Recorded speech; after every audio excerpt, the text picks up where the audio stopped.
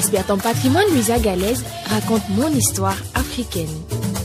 Raconte mon histoire africaine.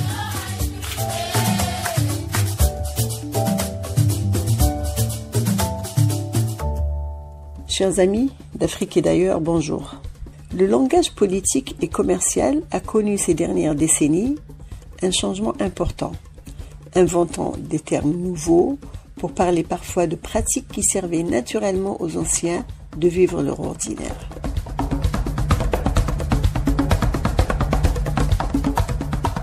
Ainsi, on parle de politique de la ville pour parler d'aménagement des maisons et des quartiers de manière inclusive, assurant la sécurité, l'éducation, la mobilité, la participation, l'équité, la cohésion, le développement, tout comme l'étaient naturellement les villages anciens.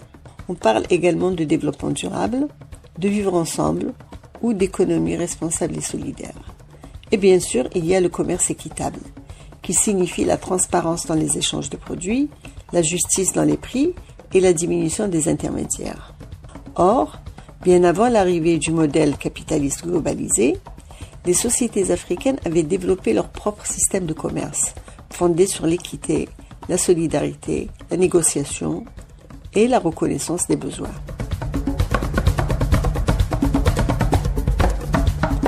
L'histoire du commerce en Afrique a toujours été bien plus qu'un simple échange de biens.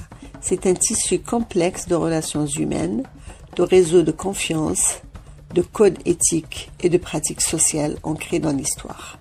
Le troc était un moyen d'échange de marchandises d'égale valeur sans intermédiaire.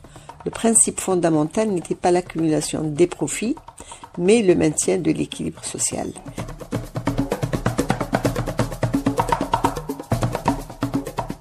Chez les Yoruba du Nigeria ou les Akan du Ghana, les marchés étaient tenus par des femmes, véritables piliers du commerce local. Elles contrôlaient les prix, régulaient l'offre et veillaient à ce que les échanges soient équitables pour tous, notamment en période de disette.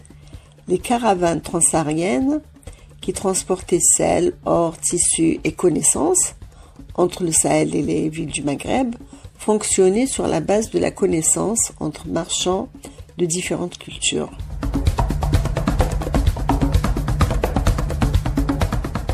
Le commerce n'était pas une guerre silencieuse, c'était un dialogue culturel renforcé par des pactes qui apaisaient les tensions et garantissaient les échanges. Or, face au déséquilibre du commerce mondial, le commerce équitable qui apparaît comme une forme contemporaine d'une autre manière pour lutter contre les inflations et les multiples intermédiaires ne diffère en rien des pratiques des anciens.